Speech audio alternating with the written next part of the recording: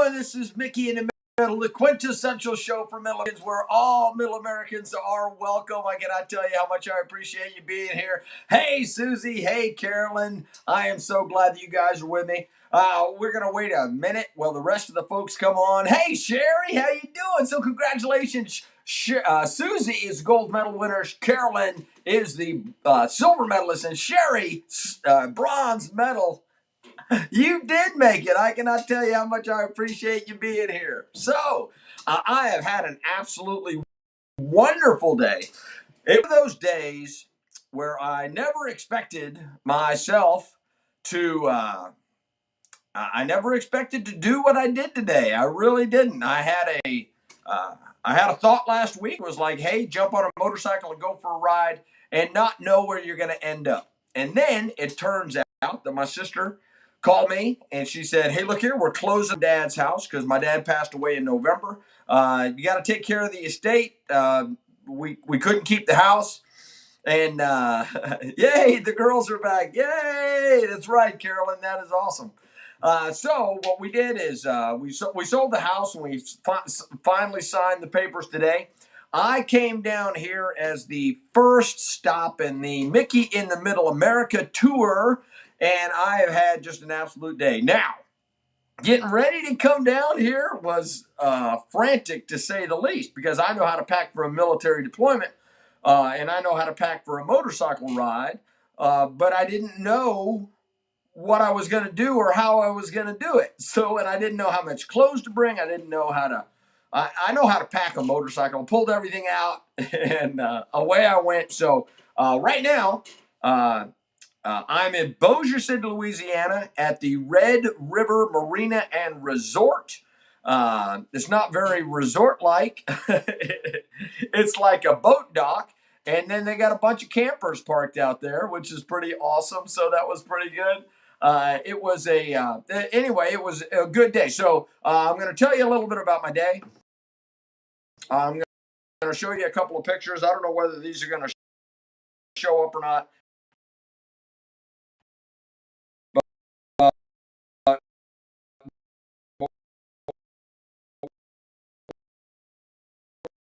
We're going to go ahead and do that anyway.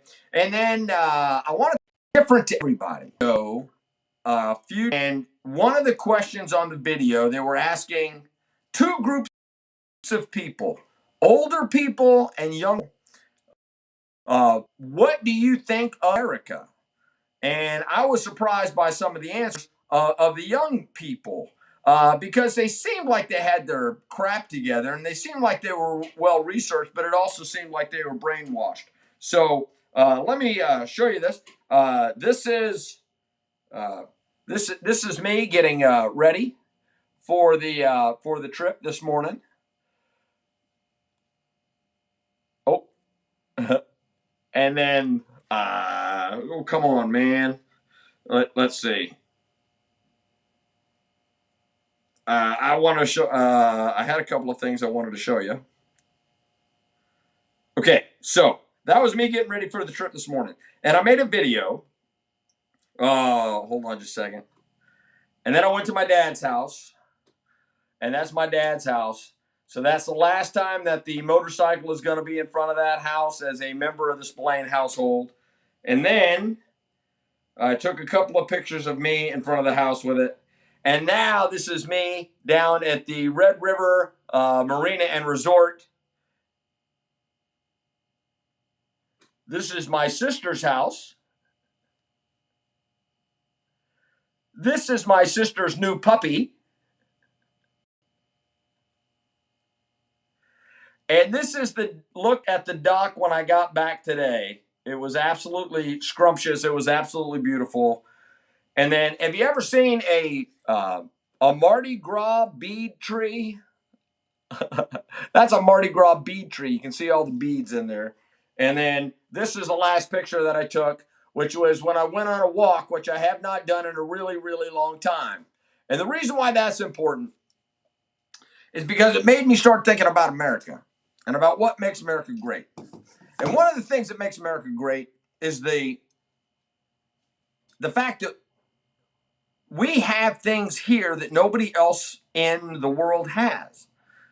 And one of the kids that was on the video said, "Well, the freedom, where America is 17th on the Freedom Index." Now, I don't know what is in a Freedom Index. I don't know what's in a Freedom Index, but I'm pretty sure that modern day freedom came from the United States of America, where certain unalienable rights. And what I do know is that in America, we have a Bill of Rights. Now, I don't know what other countries have the Bill of Rights kind of like what we do, but the Bill of Rights is the first 10 amendments to the Constitution of the United States of America. And above all, it says that, there will be freedom of religion and the government will not establish freedom. And then you have freedom of speech and you have freedom of the press. And as soon as you start thinking about that, we have that written down in the originating documents that we have. And as I was coming down here, it was very apparent to me that as I came down, the diversity in our country, everybody was the same. They all looked different. They all drove different vehicles. Some were in trucks, some were in cars, some were in vans, some were in sports cars. I was on a motorcycle. I ran across a lot of people on motorcycles. It just absolutely shocked me, the diversity that we have. And then I started thinking about how big our country is compared to the other countries that have a higher freedom index. Well, the countries that have a higher freedom index, I'm going to tell you, they're pretty damn awesome. I'll take Norway. Norway's freaking awesome. It's an absolutely incredible society, but they're very, very small. They're very, very limited in the people that they go let in there. They're very diverse. Everybody says that they're socialist. No, they're not. No, they are not socialist. They are capitalist, but they have a very, very high tax rate. So as you make money, you actually keep more of your money as a rich person than a poor person keeps, but everybody gets the same services. So that's kind of an incredible mind bend, right? Everybody goes, well, the Nordic countries have socialism. No, they're not socialists. What they are is they are very, very capitalistic society, and the capitalism is keeping all of the social programs alive. And that's what the difference is here is we pick and choose who gets the social aspects of our country and the safety net, because I don't believe it's supposed to be a hammock. I believe that it's supposed to be a safety net. And in Norway, they do have free education. They do have free health care. They have a bunch of things, but everybody pays a very, very, very high percentage of their income to those services. And here's what the second thing is. All of those people also have the ability to go to a private doctor, because the private doctors are doing a tremendous business there because the socialist system that they set up is too overcrowded. So that's why I like this, is because we have so many options. And one of the things that absolutely kills me is they go, well, we're 17th on the Freedom Index. Well, I'm glad that everybody caught up. And now you're talking tenths of a percentage, and you're talking about attitudes and opinions. And I don't believe that it's necessarily true. I just don't believe that it's true. Because when I came down here today, uh, I had to go to gas stations. I had to go to a Walmart. I had to go do a lot of different things. Right now, I'm standing, I'm sitting, I'm sitting, I'm sitting in a marina that is a resort, and they have a fishing tournament going on, launching out of here tomorrow. And they have hundreds of boats that are going to be launching in the morning. And somebody had to start this business. Somebody said, hey, you know what? How about if I go down here and get some scrub land outside of Bossier City, Louisiana, and I take that scrub land and I put a little dock on it, and then I put a boat launch, and then I put a store, and then I put a cabin, and then I put some trailers, and then I put a place that does laundry, And this is living the American dream right here. This is living the American dream. Somebody has an idea and they go out and do it. It's like, I know that social media can censor me, but the government can't. And that is an important thing. So the government can tell me what businesses I can and cannot have, but that's a very, very, very short list. I'm not allowed to sell drugs. I'm not allowed to launder money. All of the things that you're not allowed to do in the United States are criminal activities, but everything else is open and free game. You just have to be able to go out and be able to put in the work in order to make it work. And everybody goes, yeah, but there's no security in that. You're right, there's no security in that. That's why you're allowed to fail in the United States of America. You can fail in the United States of America. And it's absolutely incredible that you have 50 states that you can go to. It's 3,000 miles from coast to coast, from New York to Los Angeles. It's just over 3,000 miles. From the Canadian border to the Mexican border, it is another 2,500 miles. It's shorter this way than it is that way. It's like 2,000 miles. So 2,000 miles from north to south, and it's 3,000 miles from east to west, with 50 different states and thousands of different communities. Do you know how big Finland is? It's the size of a postage stamp. They have a couple of million people that live there. It's the size of Arkansas, for goodness sakes. Of course they can get their crap together because everybody is very homogenous. That means everybody's very, very the same. We don't have the diversity that we have here. We don't have people from every country. They don't have people from every single country in the United States. They don't have millions of people coming to their country every single year that need services. We're the ones that have invented all of the big ideas. All of the big ideas have been invented in the United States of America, right? So let's go with, I don't know, let's go to space. That was kind of like a Cold War type of a deal. After rockets were invented in World War II, and somebody said, "Hey, man, let's go up into space." And yeah, Russia did it first, but we got to the moon first, and we got GPS satellites up there, and we did communication systems, and we've got research going on all the way around the world. What about this internet thing? It was invented by the government as a material for war. And that's what they did. They said, hey, we need to have a way for all of our missile silos to be able to talk to each other so that if something happens to one of them, or once something happens to headquarters, they can still operate as an independent unit. And that's where servers came from. But all of the research on computers and stuff happened in American colleges. And if you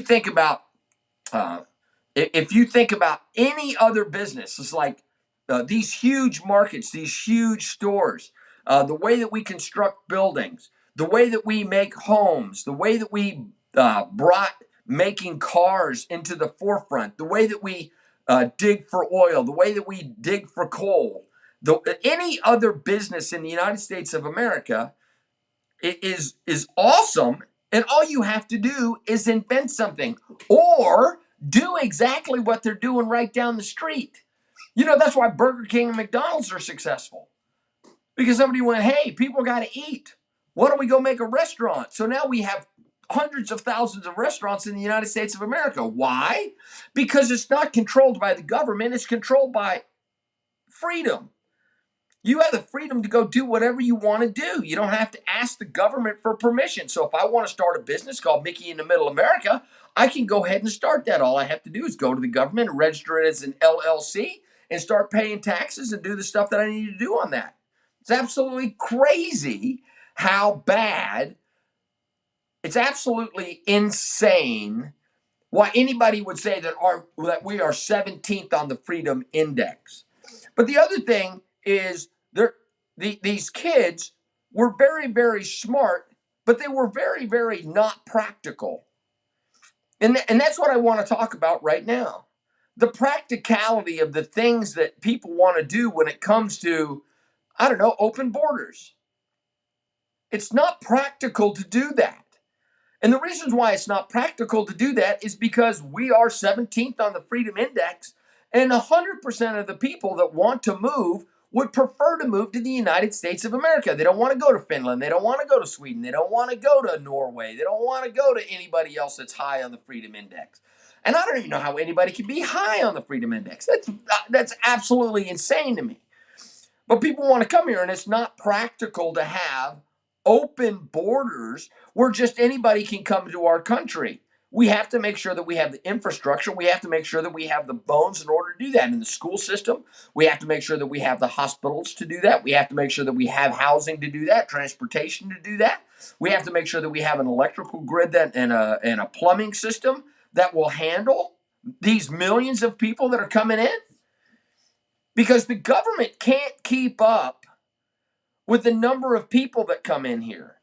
The reason that we can keep up is because as freedom in America goes, as people come in and there is a need, people fill the need with businesses. So you go, hey, look here, we need 100 more houses in Cabot, Arkansas. The government doesn't build 100 houses. When has the government done anything that's good? So what happens is private businesses and entrepreneurs go, hey, you know what? I know how to sling a nail.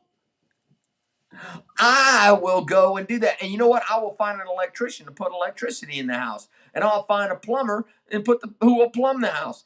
And I will find somebody who can frame the house. And I will find a roofer who can put a roof on it. And somebody can do the windows. That's the way America works. Have you ever seen the government do anything that's right? And all these people want the government to do everything. We want the government to provide housing. That is a stupid ass idea. Have you seen government housing? It all sucks. And the people that are making the rules for the government housing don't live in the government housing. Does that tell you anything? The government doesn't make a nicer house. If everybody gets a house, it's going to be the exact same cookie cutter house that everybody else has. And there's not going to be any variation in it because the government's going to figure out the most efficient way to do it. They're going to figure out the cheapest way to build it. They're going to give it to the lowest bidder that is a contractor. And that's what makes freedom great in America. And it's absolutely incredible that the young people in America don't know how shit works. And they're like, blah, blah, blah, blah. We should do this. Well, go do it then. That's what freedom is about. They keep bitching about other people and they don't take on the problems themselves. They want everybody else to fix the problem. And that's like Mickey in the Middle and Operation535.com. People are like, that'll never work. Well, okay, those are the naysayers. We don't need them. Then there are people that are like, well, I like my congressperson, right? And then everybody in unison says somebody should do something. What do you mean somebody should do something? You are the somebody. And that's why this show is brought to you by Operation535.com. Congress sucks. We all know it. Throw them all out. This November, 470 people in Congress are up for re-election. If we vote all of them out, then that means we get 470 out of 535 people that are in Congress as a new congressional delegation. And that's what we need to do. Because right now, Congress is just messing things up. They're mucking it up for everybody. And we need Operation 535. No incumbent survives. There's the pitch for Operation535.com. Like, share, hit the notification bell. Go to Operation535.com for more information. Also, there's a Facebook page that's got a couple of videos that you can watch. So here's where I'm staying. Let me show you where I'm staying. I'm staying down here. The name of this place is the Red River Marina and Resort down in Bossier City, Louisiana. I kind of like it. It's a small cabin. There's all my stuff. But that's it. So we got a bathroom. We have a bathroom here. and then we have this small room. And there is not much to this place. I'm telling you that right now. There is not much to this place. However, I am having a very, very good time. So let me get you back set up. So, uh, so here's what I need. I need everybody to. So if you know Lafayette, Louisiana, that's where I'm going tomorrow. I'm going to Lafayette, Louisiana, and then I'm going to start a southern swing. I'm probably going to hit Lafayette, Louisiana. Then I'm going to probably go hit New Orleans, scoot over to the Panhandle, see a couple of friends over there. I don't know how far I'm going to go, but I am going to go north, and I'm going to hit the Tail of the Dragon.